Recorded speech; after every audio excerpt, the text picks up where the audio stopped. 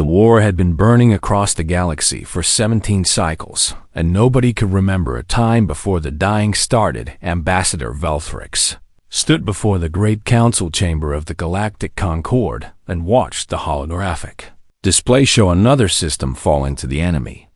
Another billion lives snuffed out like candles in a storm, and he felt the weight of despair pressing down on his crystalline form like gravity itself had turned against them.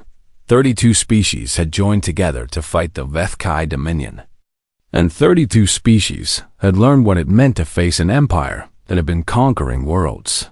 Since before most of their civilizations had discovered fire, the Vethkai were ancient and they were patient, and they were very, very good at war. "We have lost the Corvus system," War Chief Garuk announced, his manted body clicking with barely contained fury. "That is the 14th system this cycle alone, and our reserves are depleted beyond recovery." The chamber fell silent because there was nothing left to say that had not been said 1,000 times before. They were losing, and everyone knew it. The projections showed total collapse within 5 cycles. Maybe 6 if they were lucky, but luck had abandoned the Concord long ago. It was Ambassador Velthrix who had first suggested reaching out to the humans. The other council members had laughed at him, or what passed for laughter among species that had evolved under different suns. Because the humans were newcomers to the galactic stage, and everyone knew that newcomers had nothing to offer. Humanity had only achieved faster than light travel a century ago, and their territory was small, and their military was untested against any real threat. But Velthrix had studied the humans, and he had seen something in their history that made him curious. He had seen a species that had nearly destroyed itself a dozen times over, and had somehow kept going. He had seen wars that made no sense and peace that seemed impossible, and yet they had survived. So he had sent the message, and to his surprise, the humans had agreed to meet. Admiral Chun arrived at the council chamber 3 days later. She was a small woman by human standards, with gray hair cut short and deep lines around her eyes that spoke of years spent making decisions that cost lives. And she walked into the chamber full of beings twice her size without any sign of fear. Velthrix watched her take in the room with a single slow glance, and he noticed that she did not look impressed or intimidated or even particularly interested. She looked tired. Admiral Chun, he began, activating his translation device. "We thank you for coming, and we hope that humanity will consider joining our alliance against the Vethkai Dominion." He launched into the speech he had prepared, outlining the threat and the stakes, and the desperate need for any assistance the humans could provide. He showed her the casualty figures and the territorial losses and the projections that painted a picture of total annihilation. He expected her to be moved or frightened or at least concerned. Instead, she simply listened. When he finished, she was quiet for a long moment, and then she asked a question that caught him off guard. How did this war start? Velthrix blinked, or performed the crystalline equivalent. The Vethkai attacked the Meridian colonies without provocation and killed. No, Admiral Chun interrupted. I mean the real beginning, not the first battle. What made them your enemies in the first place? The council members shifted uncomfortably because the truth was that none of them really remembered. The hatred had become so familiar that its origins had faded into myth and propaganda, and nobody had bothered to look back. It does not matter how it started. War Chief Garuk growled. What matters is how it ends, and it will end with either their extinction or ours. Admiral Chun nodded slowly, as if she had expected that answer. We will help you, she said. The chamber erupted with relief and gratitude, and Velthrix felt hope kindle in his ancient heart for the first time in years. How many ships can you send? Garuk demanded, already calculating fleet positions in his mind. How many soldiers and weapons? And one, Admiral Chun said. The noise died instantly. One what? Velthrix asked, certain he had misheard. One soldier. The Admiral repeated. We will send one soldier, and that should be sufficient to end this war. For several seconds, nobody spoke because nobody could process what they had just heard. Then Goruk slammed his forelimbs against the council table hard enough to crack the ancient wood. "This is an insult," he roared. "Billions are dying and you offer us one soldier as if this is some kind of joke." "It is not a joke," Admiral Chun replied calmly. "It is a solution. Madness," hissed Representative Silvera of the aquatic depths. "The humans have clearly lost their minds. Perhaps they never had any to begin with." Someone else muttered. Velthrix raised his hands for silence, and the chamber gradually quieted, though the anger remained thick in the air. "Admiral," he said carefully, "please help us understand, because from our perspective this appears to be either a refusal disguised as acceptance or evidence that humans do not comprehend the scale of what we face." Admiral Chun smiled, and it was a sad smile that made her look even more tired than before. "You have been fighting this war with fleets and armies and weapons that can crack planets," she said. "You have thrown everything you have at the Vethkai, and they have matched you and exceeded you at every turn, because this is what they do, and they are better at it than anyone." She activated a holographic display of her own, and a single image appeared. It showed a woman with dark hair streaked with gray and a face that had seen hard years and harder choices. A woman who stood with the easy confidence of someone who had nothing left to prove. Sergeant Major Elena Vasquez, Admiral Chun said, age 47 and retired for the past 5 years, and she volunteered for this mission. The moment she heard about it, one human female, Goruk said with contempt, against an empire that has conquered 1,000 worlds. Yes, Admiral Chun agreed. One human female who has spent her entire adult life learning something that the Vethkai have never had to learn. And what is that? Admiral Chun looked at the image of Elena Vasquez, and something passed across her face that might have been respect or might have been sorrow. How to end things, she said. Not how to win them, but how to end them, because sometimes those are very different skills. The council erupted again, but Admiral Chen was already turning to leave. "She will depart in 3 days, she said over her shoulder. "I suggest you watch what happens next, because it may teach you something about war that you have forgotten." And then she was gone, and the council was left staring at the image of one tired soldier and wondering if the humans were insane, or if perhaps they knew something that 32 species had never figured out. 3 days later, a single drop pod launched from a human vessel and began its descent toward the throne world of the Vethkai Dominion. Inside that pod, Elena Vasquez checked her supplies one final time and took a deep breath and thought about her granddaughter back on Earth, who liked to draw pictures of alien animals with kind eyes. Then she closed her eyes and waited to land. The war was about to change.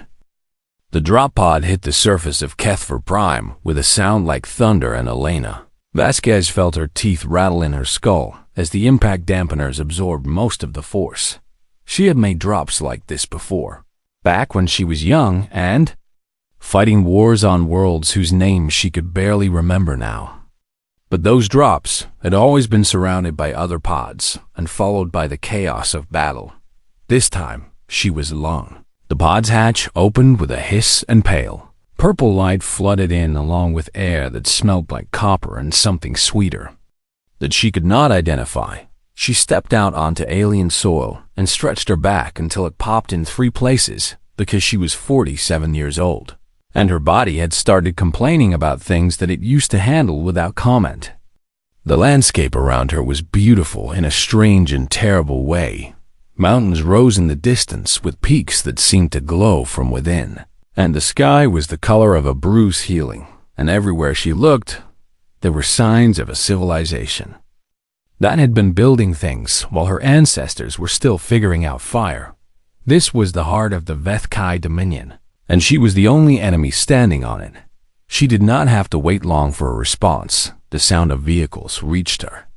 First, a high-pitched whine that grew louder until 12 aircraft surrounded her landing site and settled onto the ground with precision that spoke of decades of training. The soldiers that emerged were unlike anything she had seen before. They were tall and segmented, with bodies that seemed to be made of overlapping plates of dark chitin, and faces that held too many eyes and mouths that clicked with sharp mandibles.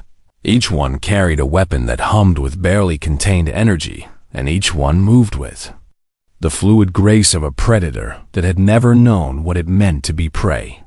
These were the Deathsworn, the elite warriors of the Vethkai Empire, and Elena knew from the briefing files that each of them had killed at least 1,000 enemies.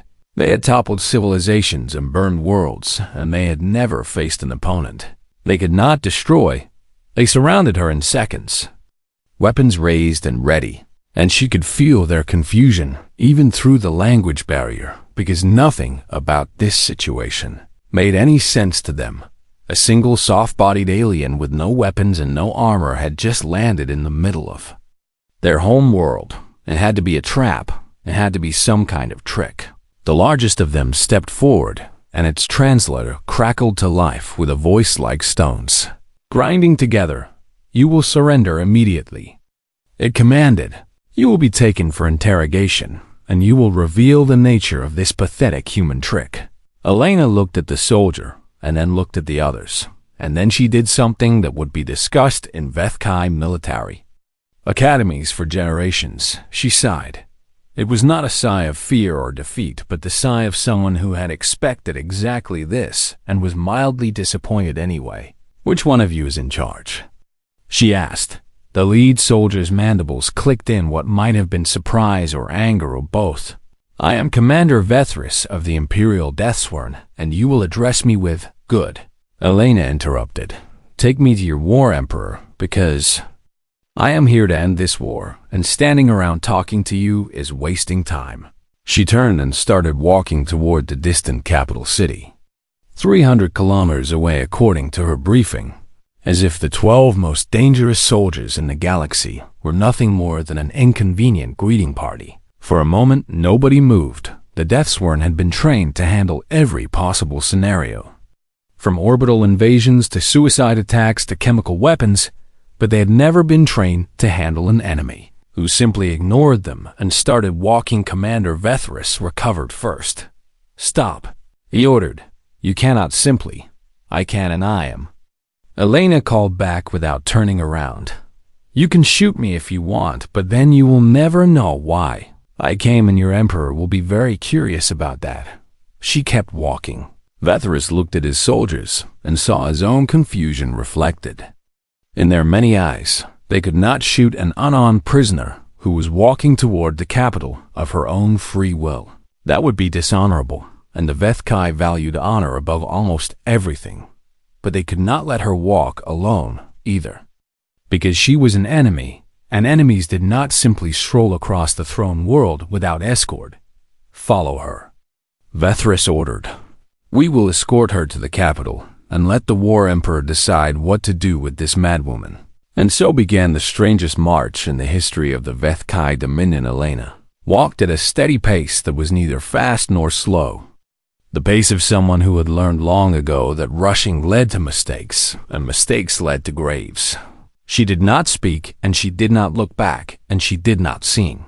Concerned about the 12 elite killers following her every step, the Deathsworn watched her and whispered among themselves and tried to understand what they were seeing. She was old by human standards. That much was obvious, with joints that cracked when she moved and muscles that had begun to soften with age.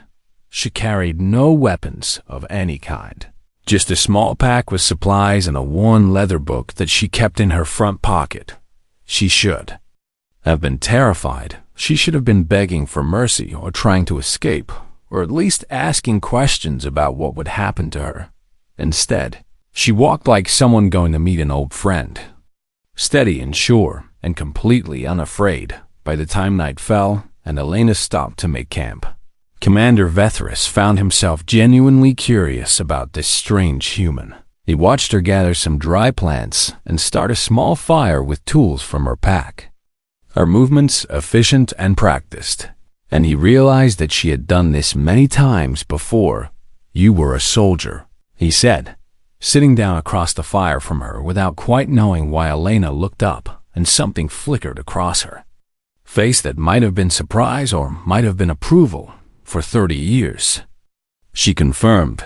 "I fought in 7 wars on 4 different worlds, and I killed more people than I can count."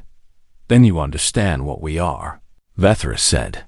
"Warriors serving our emperor and our people. I understand exactly what you are." Elena agreed. "That is why I am here."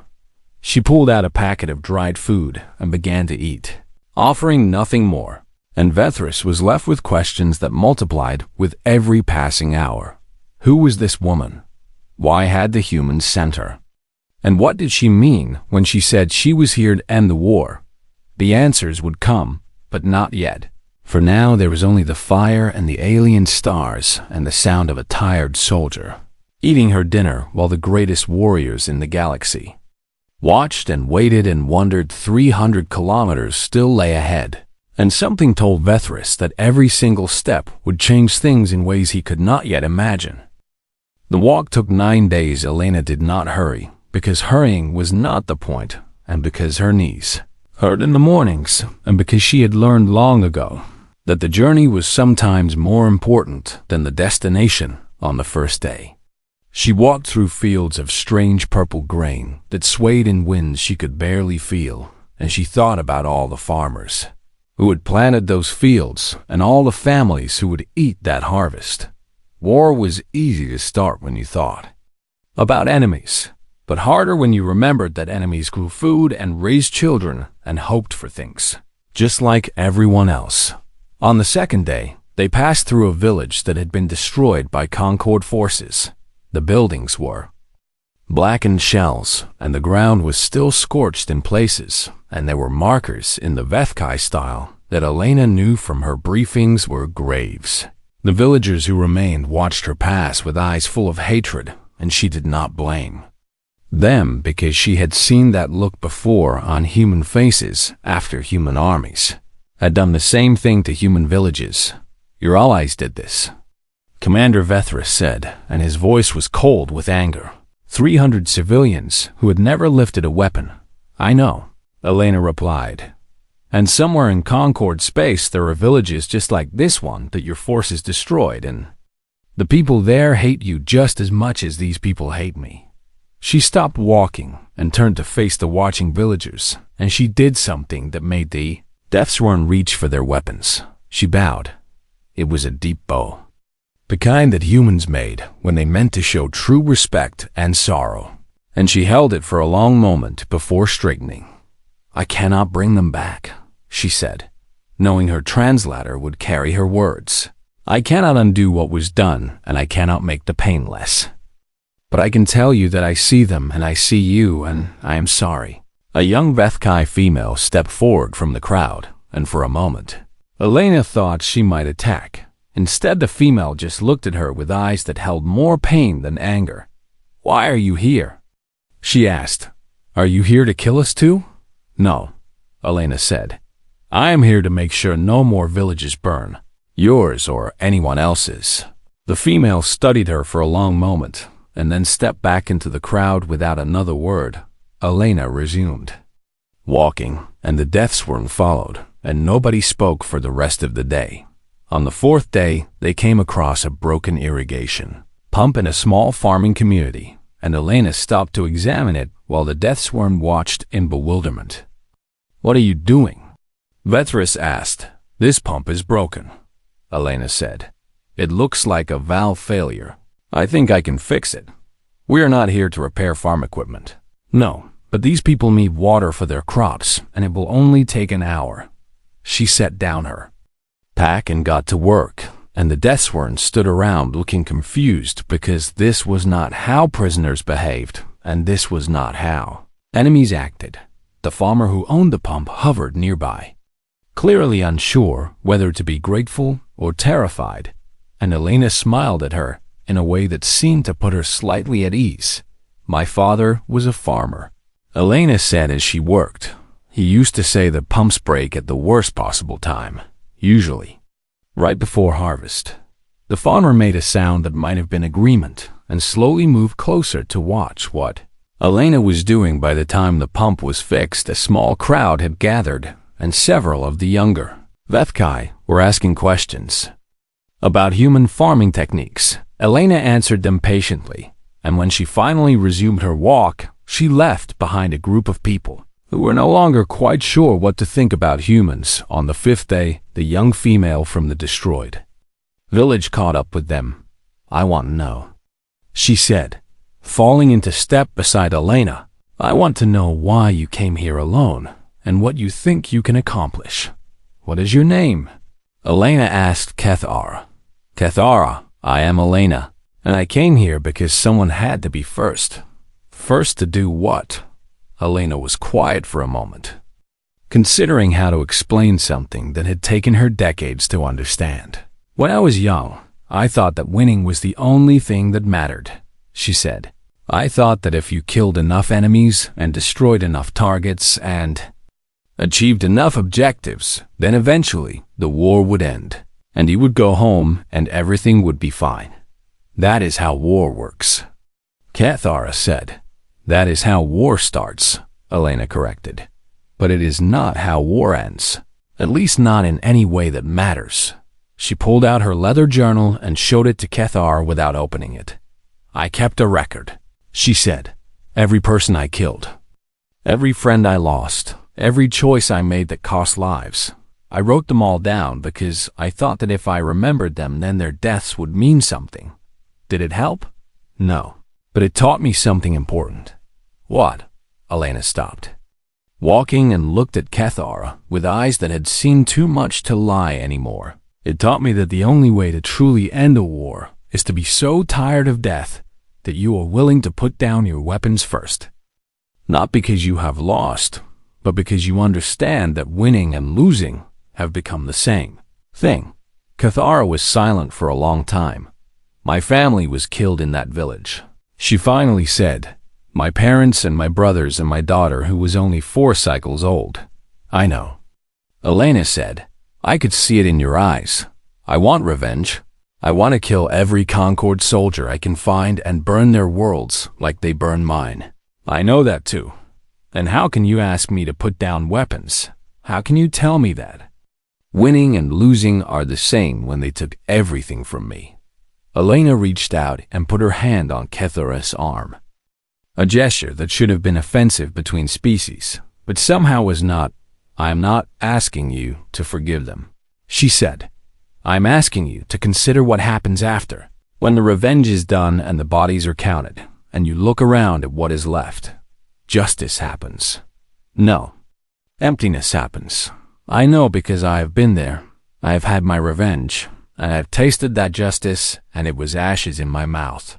Cathara pulled away, but she did not leave. She continued walking beside Elena and the Deathsworn, and she did not speak again, but she listened, and that, Elena knew, was the beginning of something. On the 9th day, they reached the gates of the capital city. It rose before them like a mountain made by hands, towers of dark stone and bright metal reaching toward the purple sky, and Elena looked at it and felt the weight of what she was about to do. "The War Emperor will see you now," Commander Vethra said, and there was something in his voice that had not been there 9 days ago. It might have been respect. Elena nodded and took a deep breath and walked through the gates of the city that had commanded the deaths of billions. Behind her, Cathara followed, and behind them both the Deathsworn walked, not as guards, but as witnesses to something none of them quite understood yet. The throne room waited, and so did the end of everything. The throne room of War Emperor Zethkal was designed to make visitors feel small. The ceiling rose so high that it disappeared into shadows, and the walls were lined with the preserved bodies of conquered enemies, and the floor was made of stone taken from 100 different worlds, each piece representing a civilization that had fallen before Vethkai might. Elena walked through it all without looking up. She had seen throne rooms before, and she had met men and creatures who thought that architecture could make them gods. And she had learned that the bigger the room, the more fragile the ego of the person sitting at the end of it. The War Emperor himself sat on a throne carved from a single piece of black crystal. His ancient body still powerful despite the 300 cycles he had lived. His eyes watching her approach with an intensity that would have made younger soldiers tremble. Elena was not a younger soldier. She stopped at the prescribed distance and waited. "You are the human," Zethkal said, his voice echoing through the vast chamber. "The one they sent to insult me. I am Elena Vasquez, and I am the human they sent to end this war. With what army? With what weapons? With what power do you think you can end anything?" Elena looked around the throne room at the guards and advisors and generals who filled it. Dozens of the most powerful beings in the Vethkai Dominion. And then she looked back at the Emperor. "With none of those things," she said, "I brought only myself and my memories and my willingness to sit here until you decide what kind of legacy you want to leave." Zethkal leaned forward on his throne, and his mandibles clicked with what might have been amusement or might have been anger. "You think you can simply wait me out like I am some petulant child? No. I think you are tired. I think you have been fighting this war for so long that you have forgotten what you were fighting for. I think that somewhere under all that armor and all that power, there is a part of you that wants it to end." The chamber went absolutely silent. Nobody had ever spoken to the War Emperor that way. Nobody had ever dared. One of the advisors stepped forward with murder in his eyes.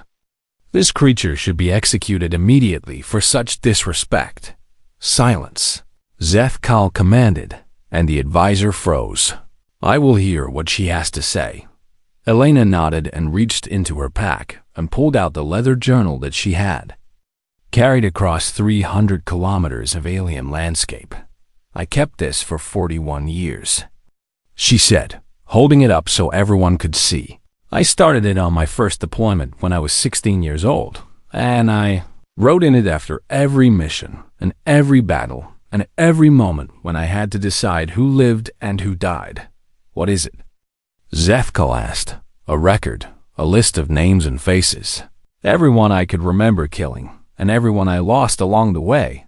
She set the journal on the floor between them, a simple gesture that somehow carried more weight than any weapon could. "Have I stopped counting at 4,217? She continued.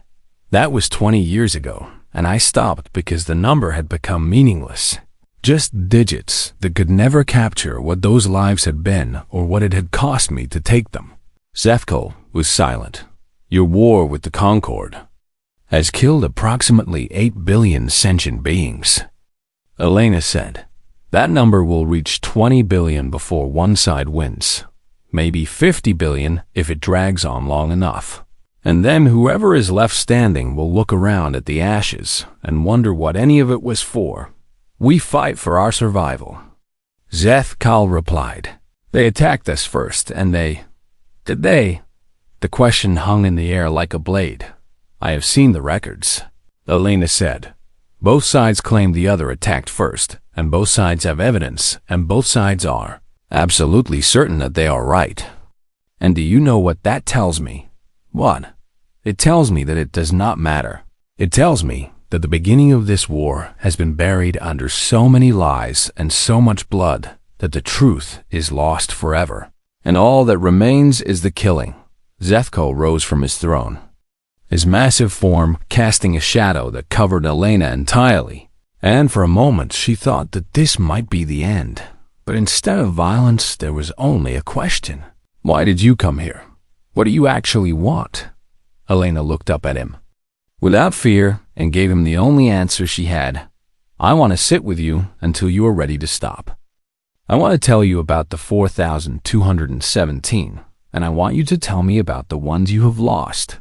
And I want us to remember together why wars end and why they must end.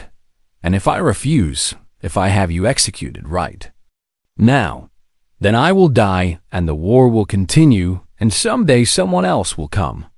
Maybe not a human, maybe not even someone from the Concord, but someone will come because wars cannot burn forever, and eventually everyone gets tired." She sat down on the cold stone floor, crossing her legs like she was settling in for a long wait. "I'm already tired." she said.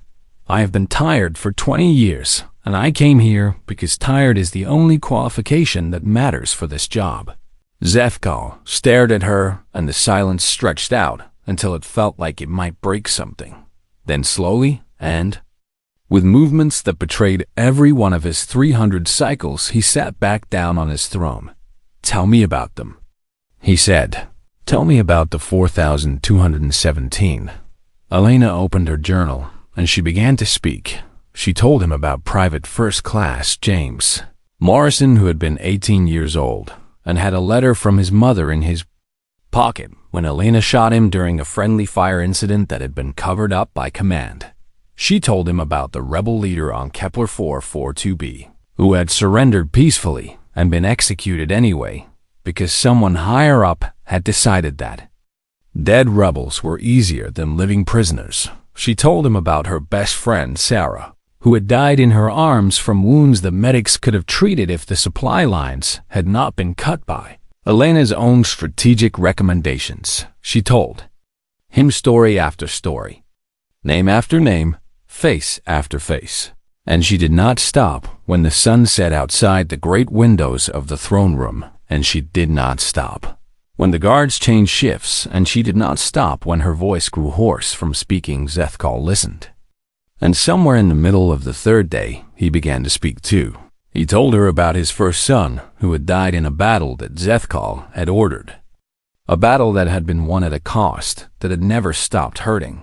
He told her about the species he had ordered exterminated. 3 entire civilizations wiped from existence because they had been deemed too dangerous to enslave, and how he sometimes dreamed of what they might have become if he had made a different choice. He told her about the weight of 300 cycles of war and the terrible suspicion that had grown in him over the decades, that perhaps all of it, all the death and all the conquest and all the glory, had been for nothing. The advisors and generals listened in growing horror. Their emperor, the unconquerable war emperor of the Vethkai dominion, was sharing weakness with an enemy, but nobody moved to stop it because something was happening in that throne room that none of them understood. Something that felt bigger than protocol or politics or war. It felt like healing. I had only just begun. Elena Vasquez remained in the throne room for 16 days. She did not negotiate because she had no authority to negotiate, and because negotiation was not why she had come.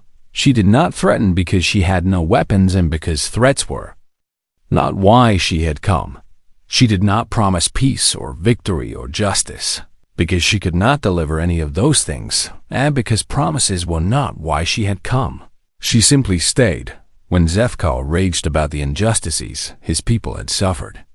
She listened without defending the Concord, because defense was not what he needed. When he fell into silence that lasted hours, she waited without demanding that he speak, because patience was the only gift she had to offer. When his advisors came with reports of battles won and lost, she watched him read them and saw the weight settle more heavily on his shoulders with each casualty figure. On the 8th day, he asked her about her family.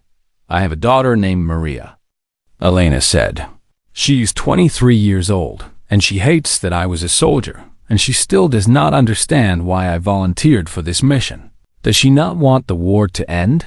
She wants the war to end without risking her mother, which is understandable but not possible. Why not?" Elena smiled, and it was the first time she had smiled since entering the throne room, because ending things requires being present for the ending. You cannot make peace from a distance. You cannot heal wounds without touching them. And you cannot ask someone to put down their weapons unless you are willing to put down your own first. You carry no weapons. I carry the memory of every weapon I ever held and every life I ever took. Those are the heaviest weapons of all. On the 11th day, Zethkal wept. It happened in the small hours of the night when most of the court had retired and only a handful of guards remained. And Elena pretended not to notice because some things needed to be private even when they happened in front of witnesses. He wept for his son and for the species he had destroyed, and for the 300 cycles of his life that had been spent building an empire on bones. He wept for the war that he had inherited from his father and had planned to pass to his children like a disease that could never be cured. And when he was finished weeping, he looked at Elena with eyes that had changed in ways that his subjects would not recognize, and he asked her a question. Why did you volunteer? You were retired and safe, and this was not your war. Elena thought about her granddaughter Sophie, who was 7 years old and lived on a quiet street in a quiet city on a planet that had never known invasion. She thought about the drawings Sophie made. Fantastical alien creatures with too many legs and kind eyes. And she thought about the joy in Sophie's voice when she talked about all the amazing things she would see when she grew up. I have a granddaughter, Elena said. Her name is Sophie. And she believes that the galaxy is full of wonderful things waiting to be discovered. And you want to protect her from the war? No. I want to protect her belief that the galaxy can be wonderful. I want her to grow up in a universe where peace is possible and where enemies can become something else if they try hard enough. She looked at the old emperor and saw something she recognized. The exhaustion of someone who had been strong for too long and was ready to rest. I came here because someone had to show that it was possible to stop. She said, not to surrender, not to lose, but to simply decide that enough was enough and that the dying could end if someone was brave enough to say so. And you think, I can be that someone. I think you are the only one who can. Your people will follow you anywhere, even into peace, but only if you lead them there. The silence that followed was the longest yet. Then on the 16th day, Zethkal summoned his communications officer and dictated a message to the Galactic Concord. It contained only 3 words: we will talk. The negotiations took 2 years. There were setbacks and arguments and moments when it seemed like everything would collapse back into war. But somehow the talking continued, and the fighting slowed and eventually stopped. Borders were redrawn, and reparations were agreed upon, and prisoners were exchanged.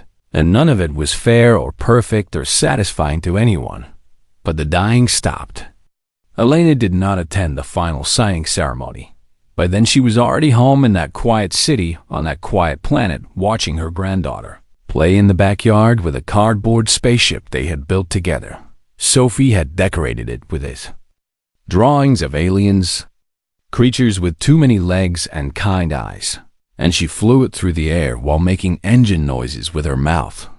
Grandma, she asked one afternoon, did you really end the war all by yourself? Elena smiled and helped her adjust one of the cardboard wings that had started to droop. No, sweetheart. I did not end anything. I just reminded some people that they were tired. The rest they did themselves. That does not sound very exciting. The best endings never are. Across the galaxy in a palace that had once commanded genocide war emperor, Zethkal kept a leather journal on a shelf behind his throne. He never opened it because he did not need to. The names were burned into his memory, just as they were burned into Elena's memory, and they would stay there until the end of his days. As a reminder of what war truly cost, his advisors did not understand why he kept a human artifact in such a place of honor, and he did not try to explain. Some things could not be explained. They could only be felt. Ambassador Velthrix visited Earth once to thank the humans for what they had done. He met with Admiral Chun in the same council chamber where she had first announced that humanity would send 1 soldier, and he asked her the question that had haunted him for years. How did you know it would work? How could you possibly know that one tired old woman could accomplish what 32 species and 1,000,000 warships could not? Admiral Chun was quiet for a moment. We did not know, she admitted. We hoped, we believed, but we did not know. Then, why take the risk? Because we had already tried everything else. We had sent fleets and armies and diplomats, and none of it worked because everyone was speaking the same language of force and power. She looked out the window at the city beyond. Millions of humans living their lives in peace because other humans had fought and died to make that peace possible. Elena spoke a different language. She said, she spoke the language of exhaustion and memory and the weight of choices that can never be unmade. And it turned out that Zethkal understood that language, even though nobody had ever spoken it to him before. But why her specifically? There must be many humans who have seen war. Admiral Chun smiled. There are. But Elena had something special. She had reached the point where she no longer cared about winning or losing. She only cared about ending. And that kind of clarity is rarer than you might think. Velthrix considered this. We have soldiers who have fought for centuries, he said. Warriors who have killed millions and lost countless comrades. Why have none of them reached this clarity? Because your culture honors victory, Admiral Chen replied. Your soldiers fight to win, and when they cannot win, they fight to die gloriously. They never learn how to simply stop. And humans do. Admiral Chen's smile faded. We learned the hard way. Over thousands of years of killing each other.